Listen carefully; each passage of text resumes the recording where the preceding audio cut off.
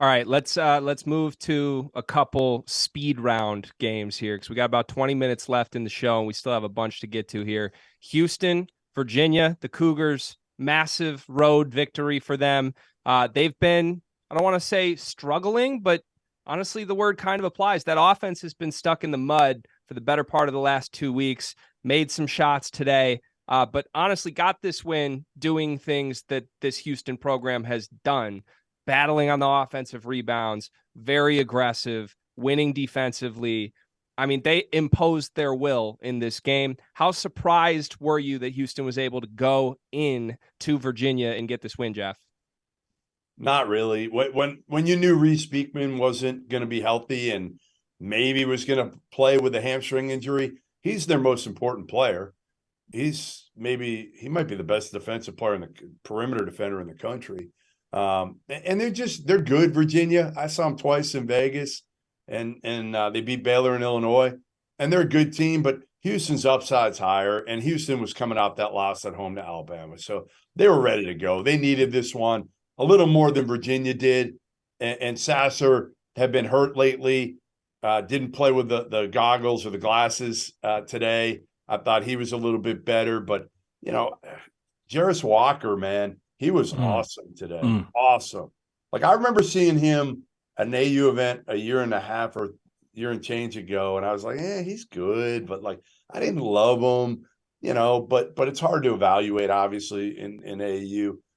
He's just gotten better and better in his skill level. Like, that's the one thing. He could score in a bunch of different ways at his size. It was probably 6'9", 250. He could stand out there and shoot the three. He could post up. He could put in the floor some at his size and still get by dudes and finish through contact. And the most impressive thing today for me on him was his ability to pass the ball, because I did not know he could do that. And he 4 assists, 1 turnover. He was awesome. And really, really passes that were just easy baskets for his teammates. They didn't have to work for him. They were just easy. So I love this Houston team because they're a team and they know their roles for the most part. And if they're healthy, I still think Houston is as good as any team in the country. Matt, Virginia national title contender this season, yes or no? Oof. I mean, after watching them today, especially on their home floor, I don't know if they're a national title contender. I think a lot of it's going to come down to the matchups, right? Who do they see in the first weekend? Can they get to the second weekend? No question about it. But, a lot of it comes down to the matchups. But, I agree with Jeff.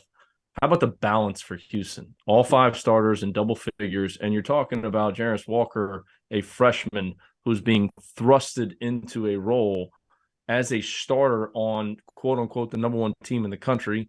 They dropped last week to Alabama, but just what a performance that he put on today, and he's just growing up, right? He's growing up. And this team, they were the number 1 team in the country. They dropped it last weekend, but you're talking about guys that are coming off injuries. And then all of a sudden, you've got a freshman now who is playing in a huge role on one of the best teams in the country. It's going to take him some time. And to see what he did out there today, we know they're going to defend. They're one of the best defenses in the country. I thought that's what Alabama did a great job of last weekend, was really trying to get that defense loose, breaking them down throughout the course of the game.